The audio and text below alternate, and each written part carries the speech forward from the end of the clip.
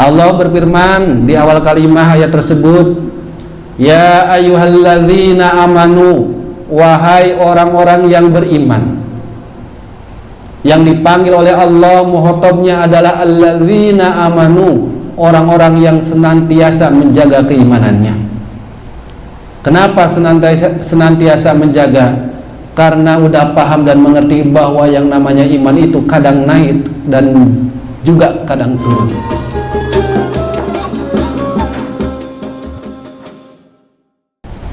Assalamualaikum warahmatullahi wabarakatuh.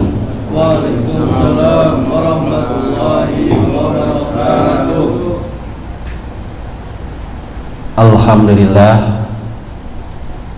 summa alhamdulillah, alhamdulillahilladzi anzalal furqana musaddiqal lima baina yadayhi hudaw wa busyra lil muttaqin, Qur'anan Arabian ghairu dzi awjin mau'idatan wa dzikra lil mu'minin.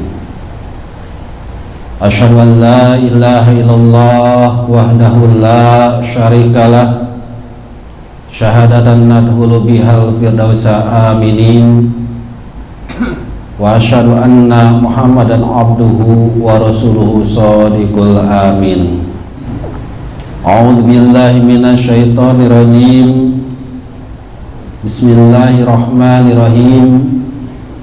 Ya ayyuhalladzina amanu ittaqullaha haqqa tuqatih wa la tamutunna illa wa antum muslimun.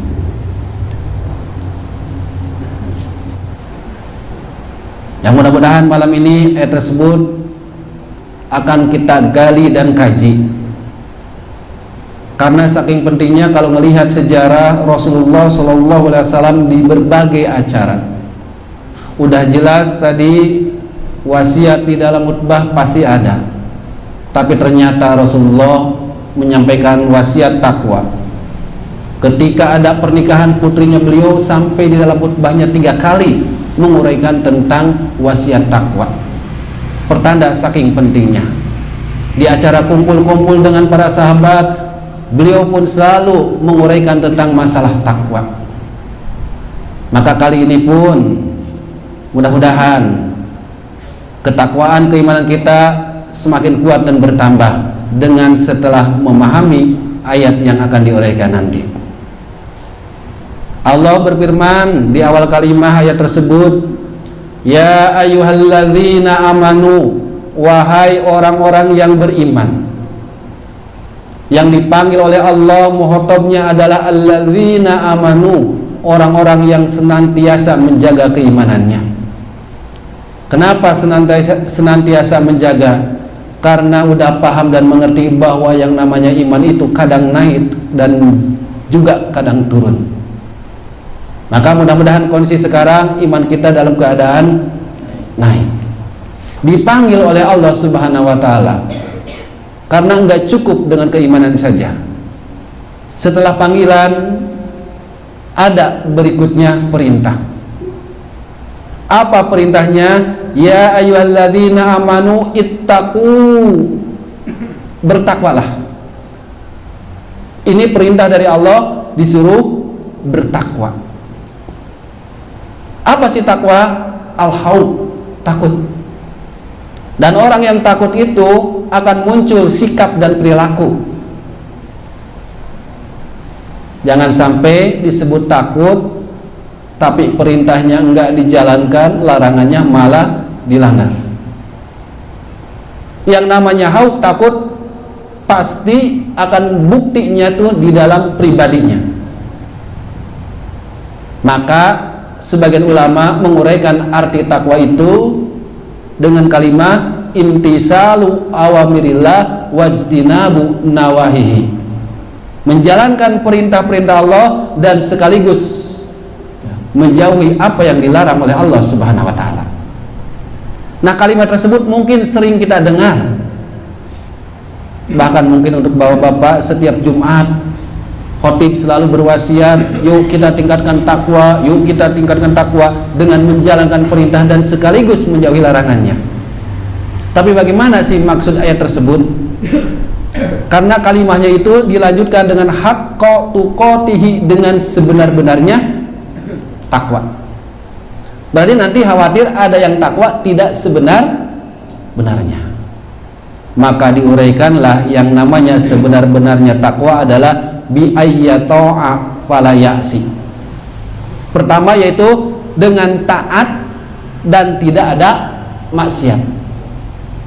Jadi kalau kita takwa itu dengan poinnya harus taat dan meninggalkan maksiat.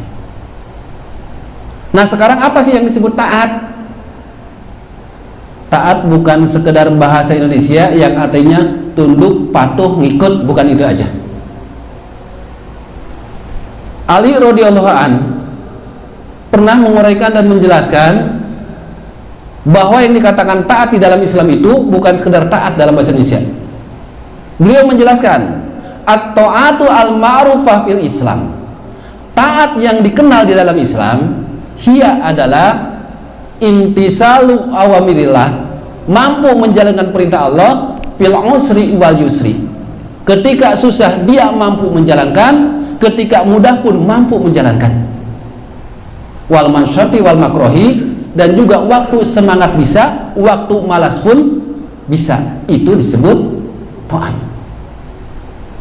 Maka kalau uraiannya taat seperti itu, kita pun udah termasuk yang taat belum? Karena di sana dijelaskan taatnya itu mampu menjalankan perintahnya, susah bisa, mudah bisa, semangat bisa, malas pun bisa. Ketika mudah bisa menjalankan, wajar dan ketika mudah. Ketika semangat mampu menjalankan, wajar dan namanya juga lagi semangat. Tapi ketika kebalikannya, contohkan aja ibadah-ibadah yang biasanya semangat itu ketika pelaksanaan pada syahrul Ramadan, pada bulan Ramadan. Orang-orang di sana secara umum umat Islam bergembira, bersenang, dan ibadahnya itu udah sangat meriah. Salat malamnya, baca Qur'annya, saumnya mampu tuh dijalankan. Kenapa? Berbarengan. Berarti ini gambaran di dalam kondisi mudah, kondisi semangat. Tapi coba sebaliknya, mungkin sebulan setelahnya aja, di bulan Syawalnya, bagaimana tuh ibadah-ibadah malamnya, bagaimana tuh baca Qur'annya, bagaimana saumnya gitu. Kalau Ramadan kita saum sebulan penuh pun rata-rata mampu gak? Mampu sebulan penuh. Kadang baca Qur'annya sampai hatam gak? Sampai hatam juga. Salat tarawih rajin juga sunnah. Bahkan sunnah-sunnah yang lain pun sampai sedekah pun meningkat. Ujungnya zakat pun mampu dikeluarkan. Tapi sebulan setelahnya, kenapa? Kondisinya berbeda. Sebulan penuh tamat 30 hari atau 29 hari. Syawal 6 hari, kadang-kadang kita pun tamat apa enggak? 6 hari, bukan sebulan. Terasa berat? Berat. Kenapa kondisinya? Karena Ramadan mah kondisinya mudah, Syawal mah susah. Ramadan mah kondisinya semangat, Syawal mah malas. Tambah yang mudik, tambah yang pulang, wah sibuk segala macam. Nah kalau gitu taat belum? Nah, jawabannya menurut Ali radhiyallahu an, beliau mengatakan tadi taat mah adalah mampu menjalankannya, susah bisa, mudah bisa, semangat bisa, malas pun bisa. Kita sekarang mampu sholat malam, tapi kondisinya mendukung, badan mungkin sehat, ya, cuaca yang mendukung, bisa sholat malam, bisa berjamaah, wajar. Tapi coba ketika sebaliknya, sholat isya aja ya, jangan sholat malam, sholat isya aja, badan sehat, kamu tanggal muda mamarin itu, badan sehat, kemudian keluarga anak lagi baik, ya kan, dompet tebal, cuaca cerah, berangkat ke sini mampu, wajar. Tapi coba ketika meriang, hujan. Tanggal tua mempengaruhi nggak? Mempengaruhi tanggal tua. Anak rewel, rumah bocor, kira-kira mampu gak?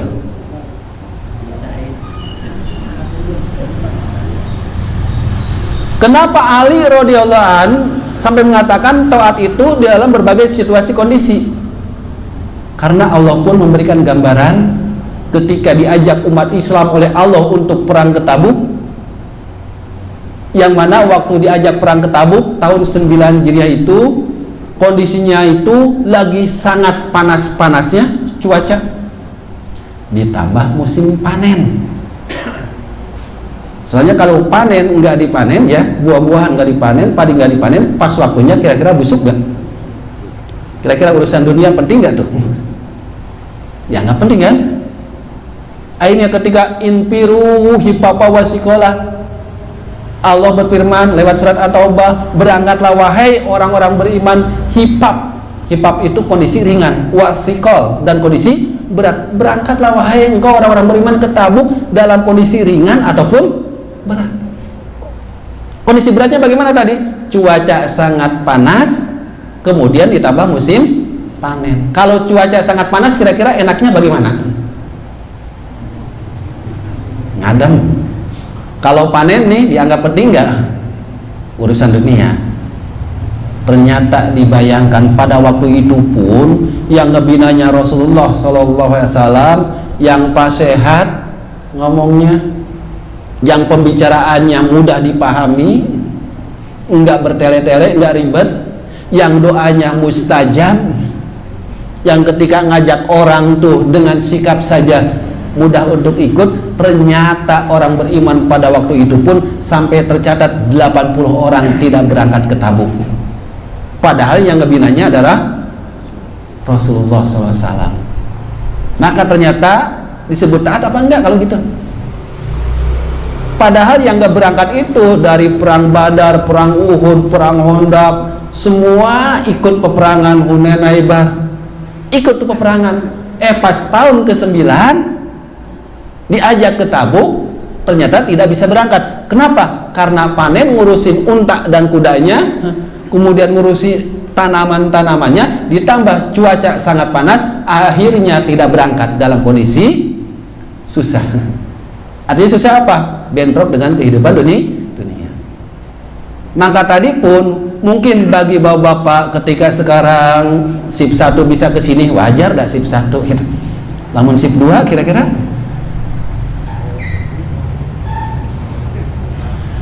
sekarang hadir lagi sehat, kalau meriang kira-kira.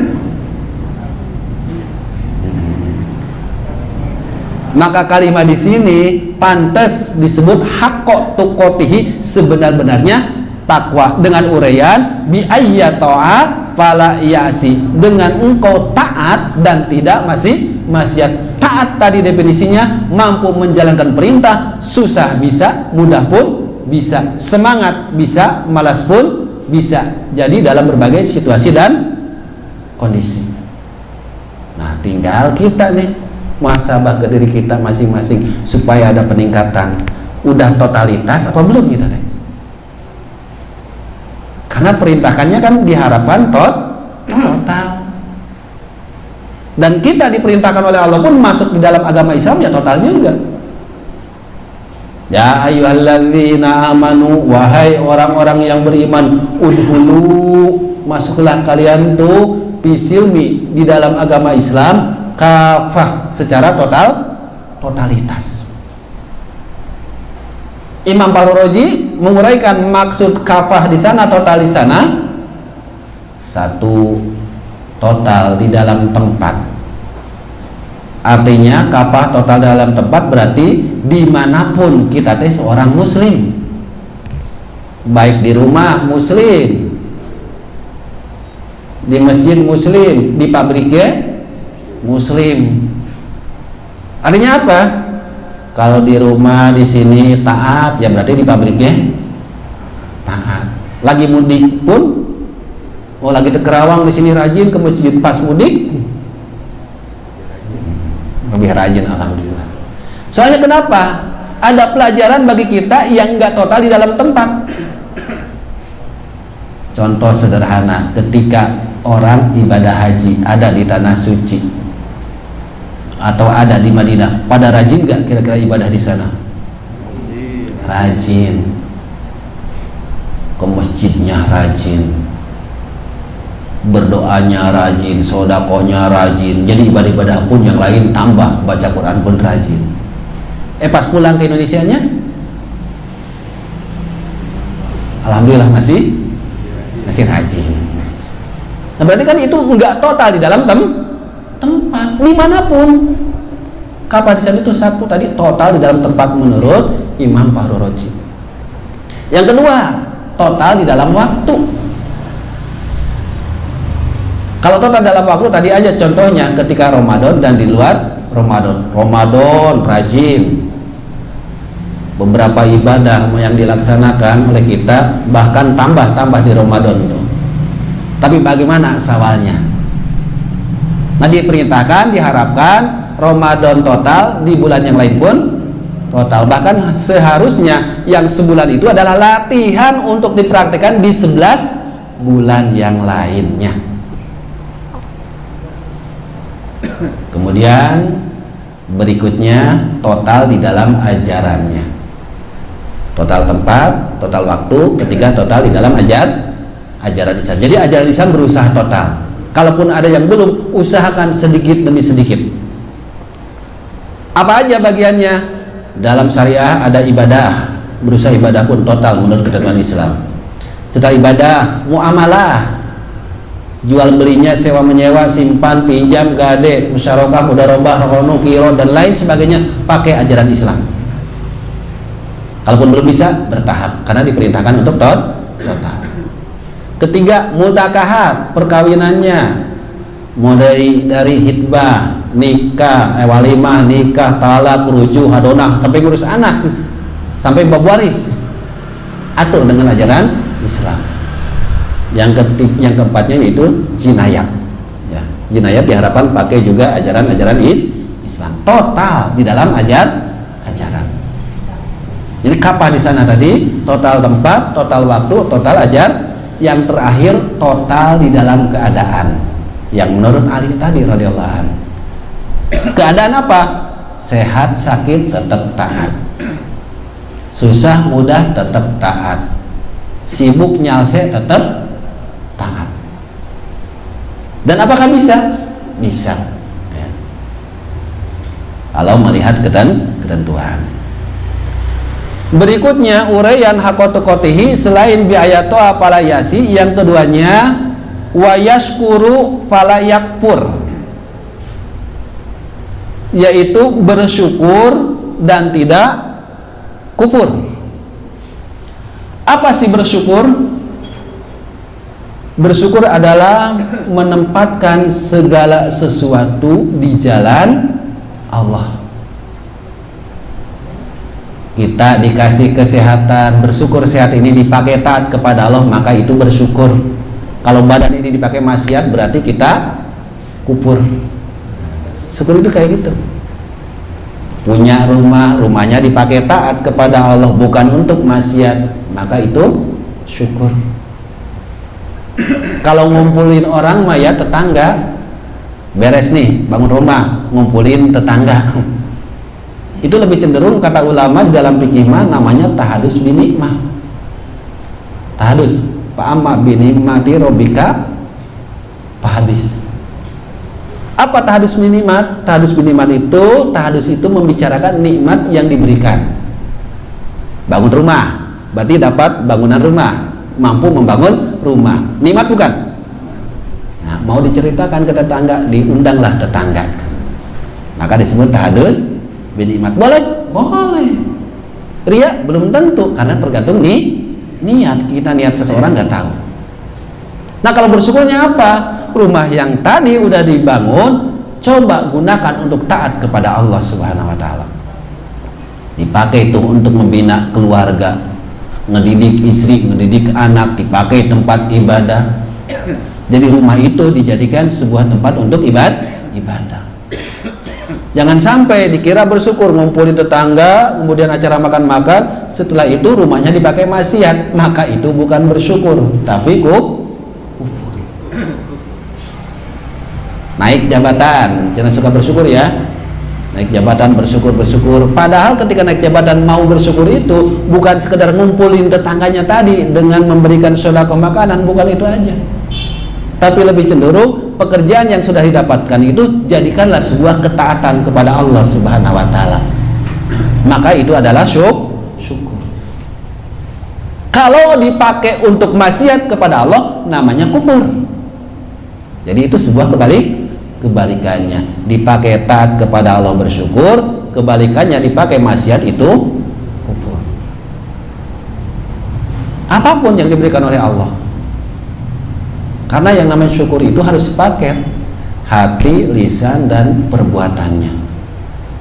Jangan sekedar lisannya aja, alhamdulillahirabbil alamin, bersyukur.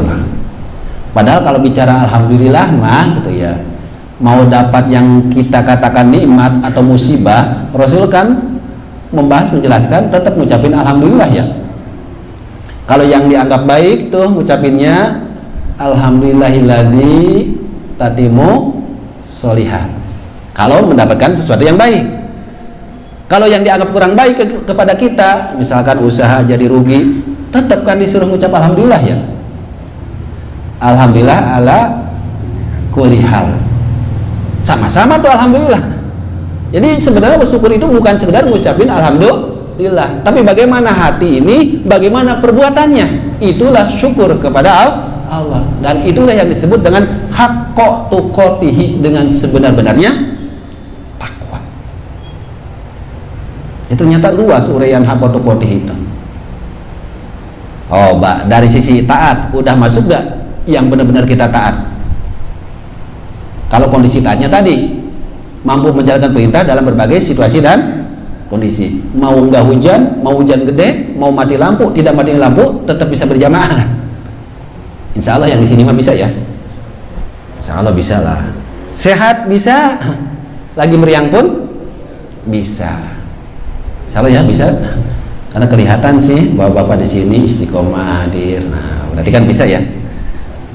Karena itu taat yang seperti itu. Syukur tanpa kufur.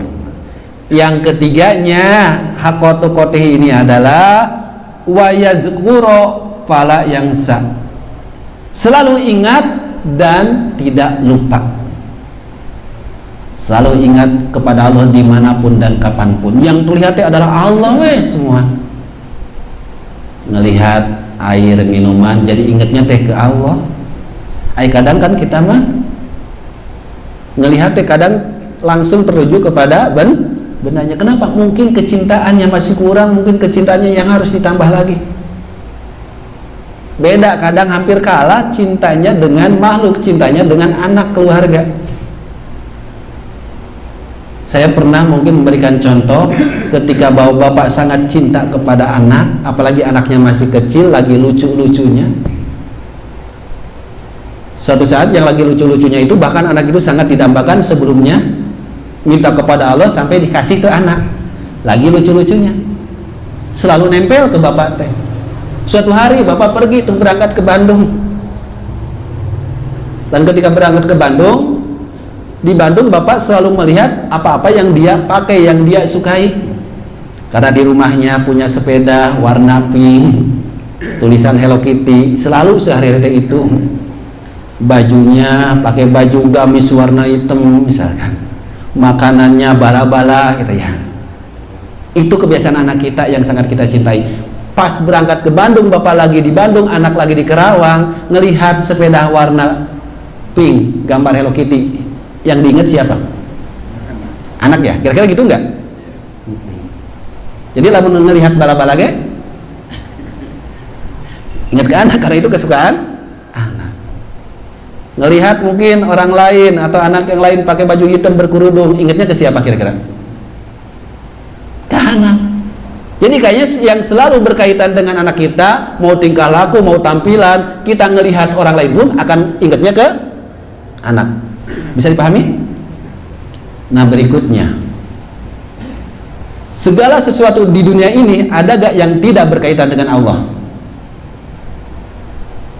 Nggak ada ya. Hujan yang menurunkan siapa? Allah ya. Yang menghidupkan dan mematikan, yang menentukan suatu kejadian. Tapi ketika hujan yang diingat oleh Bapak apa?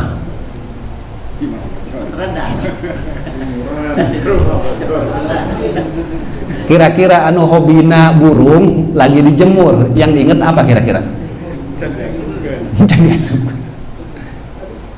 Lamun di ibu-ibu ayat jemuran, anu diingat pertama hujan itu Allah apa jemuran kira-kira? Jadi besaran mana cinta burung ke Allah, cinta jemuran ke Allah? Soalnya tadi ketika ngelihat anak mah, ya, padahal yang dilihatnya anak orang lain, barang yang lain, yang di sana, yang di Bandung. Tapi kenapa pikiran ingat ke cintanya besar? Jadi benar gak kita dicinta ke Allah nyata? Harusnya kan selalu ingat. Pas hujan ingat berdoa dulu, gitu kan? Ada kecelakaan ingat kepada qada dan qadar tadi, ala kulli hal, begitu. Alhamdulillah di ala kulli hal. Semuanya akan teringat kepada Allah. Kenapa enggak? Nah ini koreksi kita. Mau tidak mau harus dibangun supaya kita menjadi orang yang haqqa tuqatihi, yang sebenar-benarnya takwa. Dan harus kita menjadi orang yang sebenar-benarnya takwa. Bisa dipahami ya? Itu yang sering diucapkan oleh khotib di atas mimbar. Kan gitu. Ya ayyuhalladzina amanu ittaqullah haqqa tuqatihi wa la tamutunna illa wa antum muslimun. Harusnya menyentuh ke kita. Udah belum nih? Kenapa setiap Jumat disampaikan wasiat takwa? Karena harus dipelihara. Sehingga waktu itu pun di zaman Rasulullah SAW ada sebagian sahabat yang bertanya, ya Rasulullah, wahai Rasul, wa mayak wa ala handa, siapa yang kuat kalau seperti ini? Itu di zaman Rasulullah SAW. Terus di zaman kita sekarang siapa yang kuat? Yang tadi taat tanpa maksiat, taat dalam berbagai situasi kondisi, selalu bersyukur tanpa kufur, selalu ingat tanpa lupa. Coba siapa yang seperti itu? Udah termasuk belum? PR kita yang harus kita perbaiki. Bicara nikmat dari bangun tidur sampai tidur lagi, berapa nikmat yang harus kita syukuri. Dari bangun itu udah nggak terhitung. Pas bisa bangunnya pun itu sebuah nikmat enggak tuh? Karena yang membangunkan itu adalah Allah Subhanahu wa Ta'ala. Yang membangunkan itu bukan nyamuk, bukan suara berisik, bukan tikus, bukan suara azan di masjid, bukan tahriman di masjid, bukan. Yang membangunkan itu siapa? Allah Subhanahu wa Ta'ala. Ada yang tidur nggak bangun lagi, kan gitu. Dan kita pun bisa saja malam nanti tidur tidak bangun lagi, bangun-bangun diri yang lahap gitu. Ditanya tentang masalah amal, mampu nih nanti malam kita dibangunkan, maka diajarkan oleh Rasulullah, alhamdulillahilladzi ahyana ba'dama amat wa ilaihi nusur. Badannya pun bahasanya teh yang telah menghidupkan. Karena yang membangunkan itu siapa? Allah. Harus bersyukur gak ketika bangun deh? Bersyukur. Bersyukur dengan apa? Hati, lisan ngucapin doa tadi, kemudian prakteknya apa? Udah bangun dipakai taat, jangan tarik selimut ngarengkol deh. Ya. Komo hujan. Insya Allah enggak lah ya. Insya Allah. Tapi insya Allah orang beriman ya, bukan insya Allah orang Sunda kayaknya. Insya Allah dan kira-kira enggak akan gitu ya. Jadi insya Allah itu benar-benar siap untuk menjalankannya. Bangun itu bisa tuh bangun. Udah bangun gisik-gisik mata. Ya, digisik-gisik mata teh kan. Nikmat bukan nikmat. Kenapa? Mata bisa berkedip. Yang mengedipkan mata ini siapa? Allah. Kita nggak bisa berkedip Harus syukuri, harus. Coba kalau kita nggak berkedip, apakah ada orang ada yang stroke ringan tuh, yang kayak stroke sebelah itu kan, yang sebelahnya kedip-kedip, yang sebelahnya tidak. Tanya tuh bagaimana ketika tidak berkedip, perih katanya. Kenapa? Nggak ada air yang melancarkannya, perih tuh. Tutup ya mata. Kita mah dari bangun udah bisa berkedip, bersyukur gak tuh? Bersyukur. Menguap, nikmat gak? Nikmat. Ada yang sambil dicandain, sambil ngucap apa kayak nikmat itu teh. Udah berapa nikmat tuh yang Allah berikan. Baru bangun saja beberapa saat dari bangun. Bahkan mungkin ketika duduk keluar angin dari bokongnya, nikmat bukan? Nikmat itu teh. Apalagi gak ada orang, cuma ada istri doang, biarin istri aja. Nikmat itu teh. Coba kalau nggak keluar angin, bagaimana? Nikmat itu teh. Tapi kalau di dalam masjid sampai bau, ya janganlah ya. Izin dulu keluar. Gitu. Nikmat itu teh. Kenapa? Banyak orang yang sampai ingin kentut saja habis dulu 1 hektar. Ingin kentut tuh.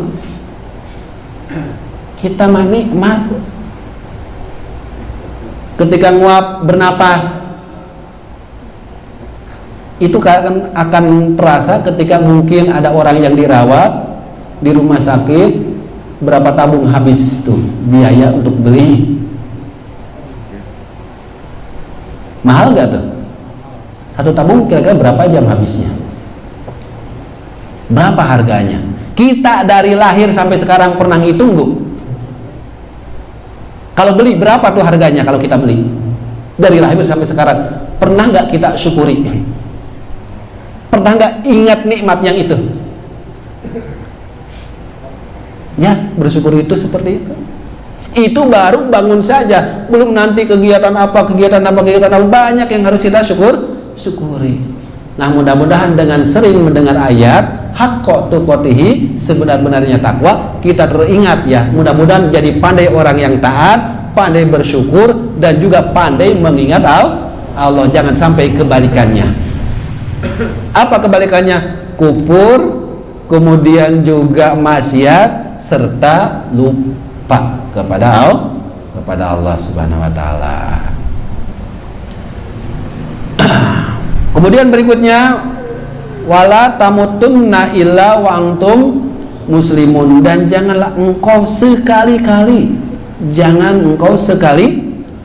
tunna, nun taukid sakilah, nun penguat sakilah, nunnya pakai tasydid, kecuali kalian dalam keadaan Islam, berserah diri. Kenapa? Karena yang namanya manusia kadang taat, kadang maksiat ya, kadang syukur, kadang kufur, kadang ingat, kadang lupa, selalu bergantian.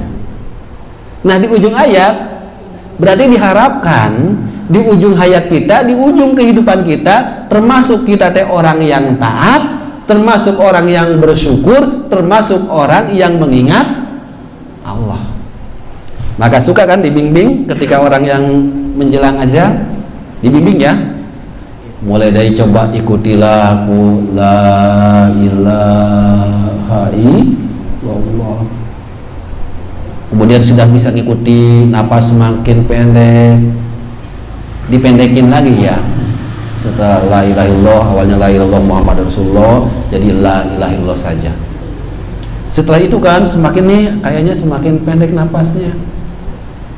Sebut aja Allah, Allah, Allah, supaya mengingat Allah. Tapi Rasul juga pernah menyinggung, kadang di akhir kehidupannya bagaimana tergantung kesehariannya. Hari-hari mah jarang ngucapin mah. Ya entah di akhir pun.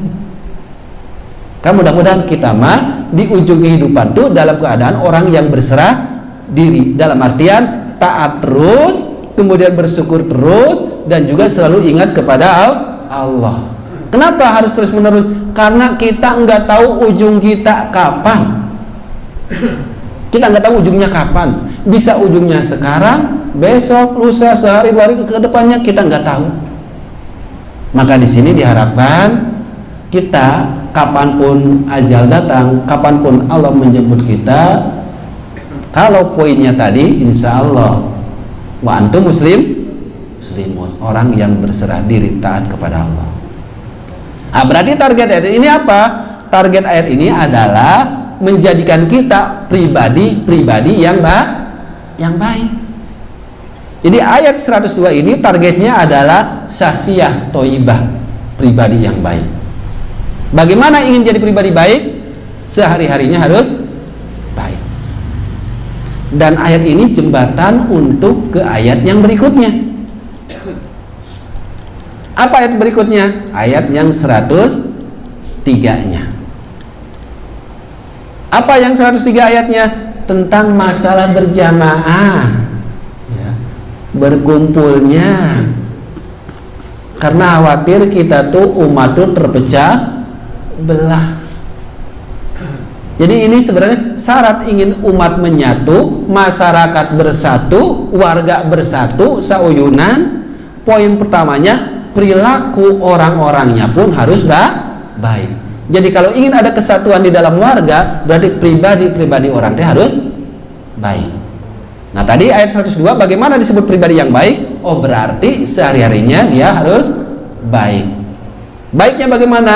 Taat terus, bersyukur terus, ingat terus kepada Allah. Itu pribadi yang baik. Nah dari pribadi-pribadi yang baik, insya Allah akan membentuk masyarakat yang baik. Kenapa harus bermasyarakat berjamaah? Karena sebenarnya jamaah itu adalah sebuah kewajiban. Sehingga ayat berikutnya Allah jelaskan, wa'tasimu bihablillahi jami'aw wala tafarraqu. Wa'tasimu ay tamasaku, berpegang teguhlah, bihablillah dengan tali agama Allah, ayadinihi atau agama Allah. Jadi kita beragama Allah, kita seorang mukmin, kita seorang muslim itu catatannya jangan sampai terpecah belah, tapi harus jami'ah, berjamaah.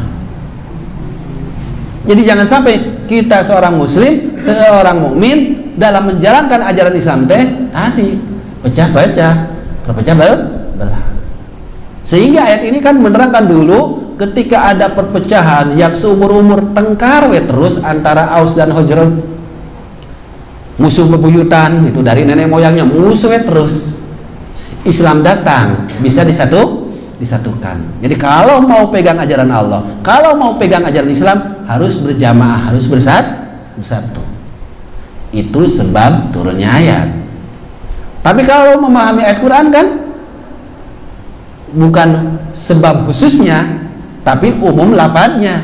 Lapat umumnya apa? Diperintahkan ke semuanya bahwa kita pun kalau mau kita menjadi orang beriman, kalau kita ingin menjadi seorang muslim yang baik dalam menjalankan ajaran Islam, berarti kita tuh harus bersatu berjamaah. Bahkan penekanan lapat bersatunya ada korinah, ada penjelas kalimat berikutnya, yaitu lapat wala tafarraqu, dan jangan terpecah. Padahal kalau kita nggak pakai lapan wala tafarraqu saja udah paham. Tapi ini ditambah dengan lapan tafarraqu lawannya. Wahai engkau teh orang beriman, pegang agama Islam, jalankan ajaran Allah, harus bersatu, jangan pecah belah. Padahal harus bersatu saja udah ngerti. Ditambah jangan pecah belah. Kayak kita misalkan, Pak minum, jangan diam. Ya pasti minuman nggak diam kan? Padahal disuruh Pak minum saja ngerti. Ini mah Pak minum Pak, jangan diam. Ini pun sama, berjamaah, jangan pecah belah. Pak duduk, jangan berdiri. Kita ngerti disuruh duduk teh wal nangtung. Duduklah, jangan berdiri. Maka di sini pun kalimat itu sangat kuat. Berjamaah Pak, bersatu padu sauyunan, jangan pecah belah. Cuma syaratnya memang ingin umat bersatu tuh, ingin umat Islam menyatu teh tanpa bangga dengan kelompok dan golongan, syaratnya pribadinya harus menjadi pribadi orang yang baik. Jadi jangan disalahkan dulu, misalkan ada masyarakat yang bertengkar cuma masalah yang sepele. Jangan salahkan. PR kita apa? Pahamkan mereka supaya pribadi-pribadinya baik. Karena itu efek, ketika pribadi yang baik akan terbentuklah lingkungan yang baik. Bahkan jangan jauh dulu ke lingkungan. Sebab lingkungan itu kan bentukan dari keluarga-keluarga. Targetnya apa? Keluarga dululah yang baik. Jadi setelah pribadi kita yang baik, ajak istri supaya baik, ajak anak supaya baik, maka terbentuklah keluarga yang baik. Kalau pribadi namanya syasiah, berarti syasiah thayyibah. Dari pribadi yang baik akan muncul usroh thayyibah, keluarga yang baik. Dari keluarga yang baik nanti akan muncul qaryah thayyibah, lingkungan yang baik. Dari lingkungan yang baik akan muncul baldatun thayyibatun warobun ghafur. Insya Allah akan tercapai.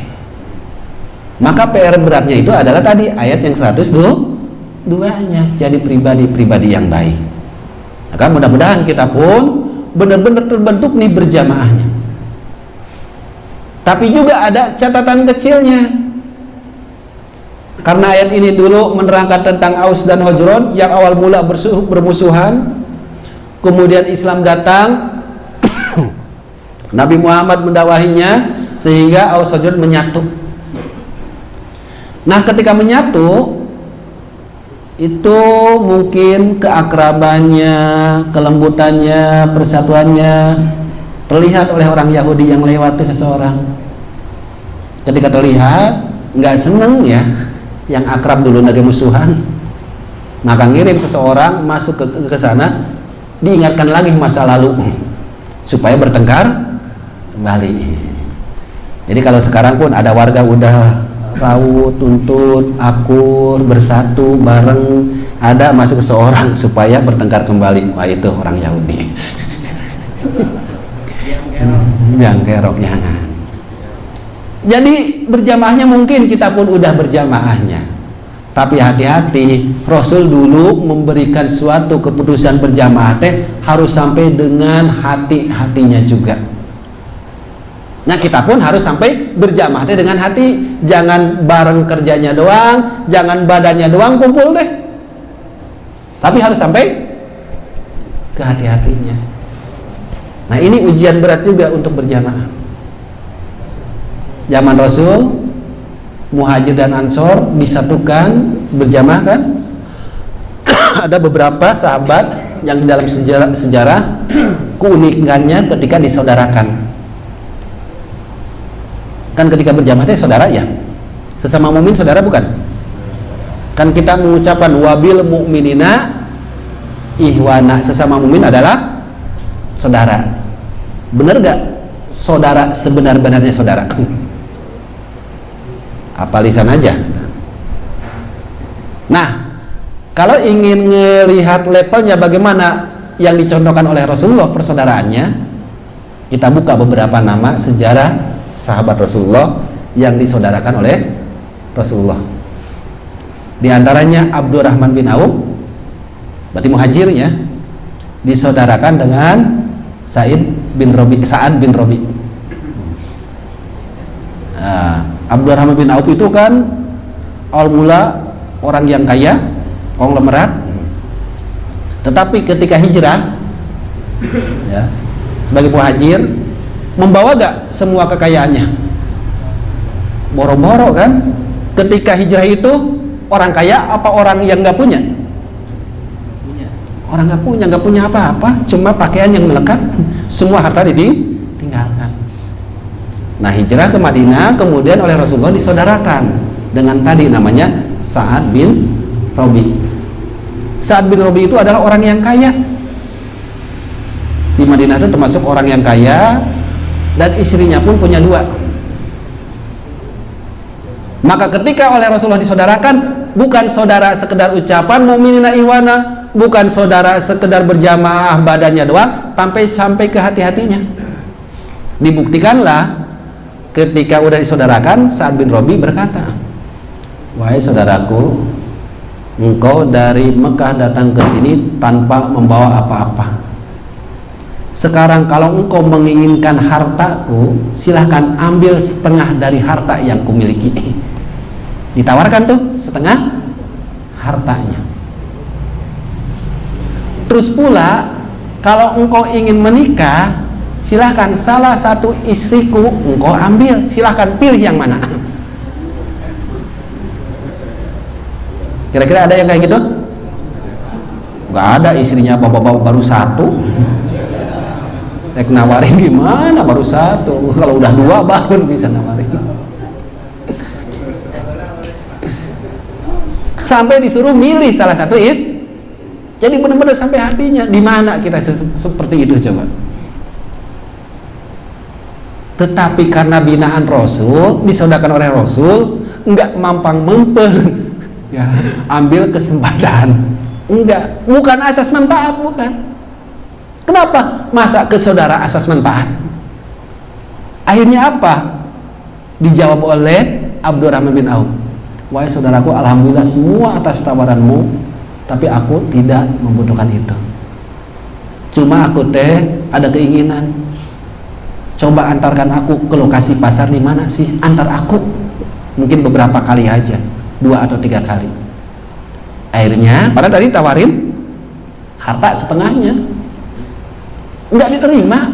Kenapa? Binaan Rasul benar-benar disaudarakannya gitu. Jadi kalau benar-benar kita saudara, nggak ada asas manfaat. Mentang-mentang dikasih kemudahan, ayo disikat mampang mumpung cenah, nanti mentah kapan lagi kayak gitu teh. Ngakunya saudara, tapi ternyata Abdurrahman bin Auf enggak. Antar aja aku ke pasar. Akhirnya kan pada hari ke-1 diantar ke pasar. Lokasi pasar dilihat, bagaimana kondisi pasar, dipelajari kondisi pasar itu. Kemudian hari kedua sama diantar lagi sampai 3 hari berturut-turut. Setelah 3 hari, apa yang dikatakan oleh Abdurrahman bin Auf? Wahai saudaraku, aku pinjemlah sebagian hartamu. Bahasanya pinjem, padahal tadi setengahnya mau dikasih. Ini pinjem. Tadi enggak mampu. Tadi katanya mau ngasih, sini enggak, pinjem. Kalau pinjem berarti akan dibayar, dibalikin.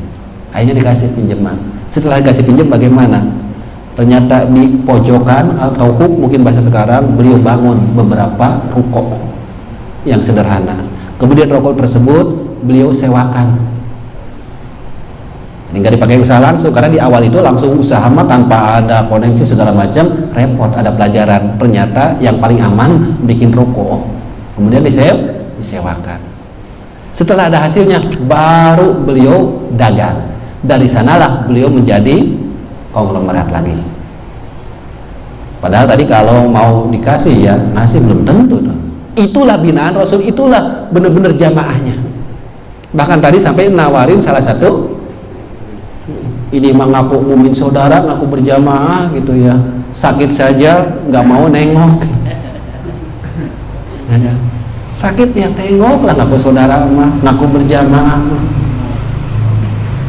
Ya kan, meninggal nggak ngelayat itu, orang kurang mampu nggak dikasih gitu ya sodako.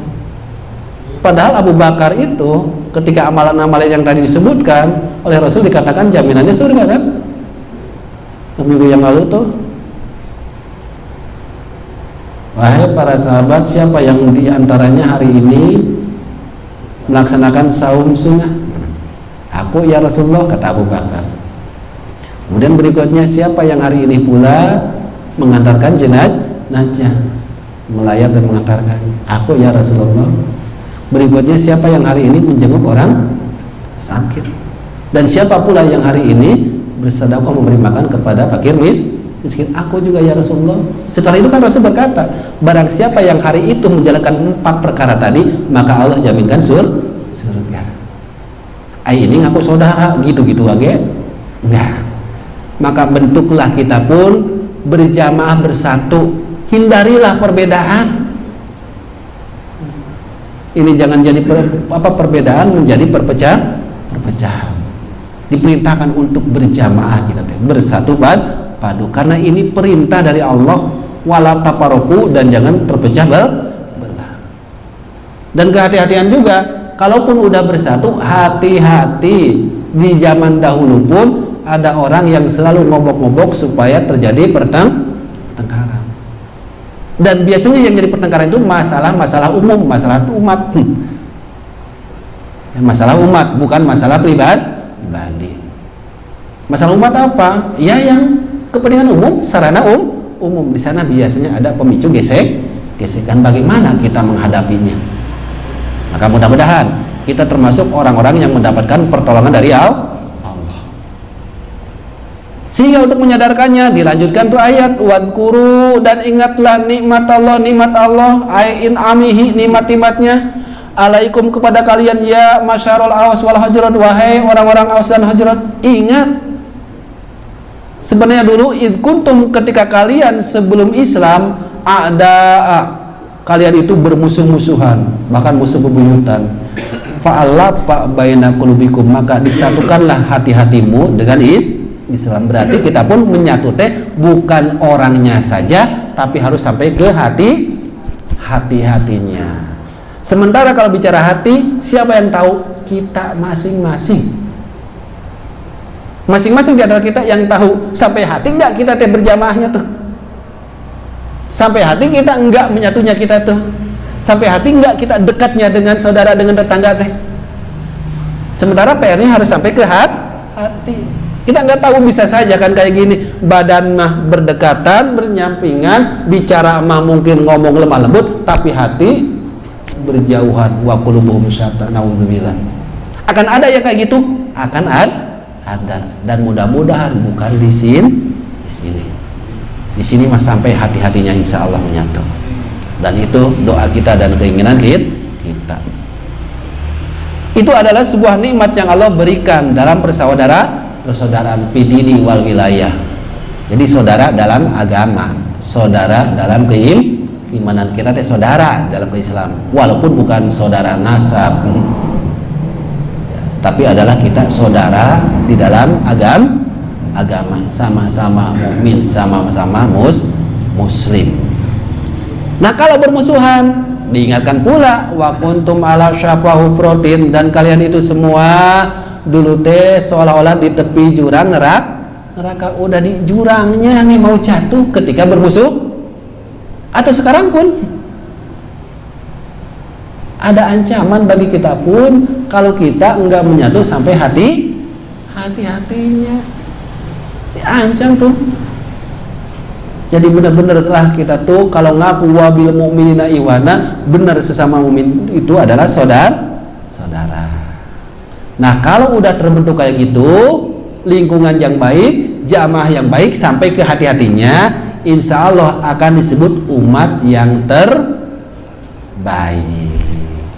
Akan jadi umat yang terbaik. Jadi umat yang baik kayak gitu. Cuma syarat ingin umat terbaik berarti syaratnya apa? Awali dari pribadi yang baik. Dari pribadi yang baik akan terbentuk lingkungan yang baik sampai jamaah yang baik. Kalau udah jamaah yang baik akan disebut umat yang kalau umat terbaik, keberkahan Allah kasih, kemudahan Allah kasih. Bukan musim hujan jadi musibah, musim kemarau musibah. Tapi harusnya hujan itu keberkahan bukan?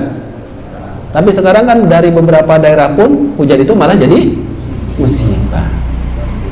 Bagaimana cara memperbaiki? Dari awal tadi, bentuklah kita itu pribadi-pribadi yang baik, supaya lingkungan yang baik, masyarakat yang baik, jamaah yang baik. Insya Allah akan menjadi umat yang baik. Bisa nggak kira-kira? Insya Allah bisa. Insya Allah ya, bisa dipahami nih. Jadi secara kesimpulan berarti di sini yang saya bahas itu adalah bagaimana ingin terbentuk jamaah yang baik, awalilah dengan pribadi-pribadi yang baik. Dan ingin menjadi pribadi yang baik selalu diingatkan dalam berbagai acara, minimal seminggu sekali, minimal tuh. Insya Allah kan rajin Jumatnya udah kewajiban, berarti minimal seminggu sekali. Maksimalnya nggak terhitung. Waktu nikah ada khutbah nikah, ya kan? Dalam berbagai acara suka ada tausiah, takwa.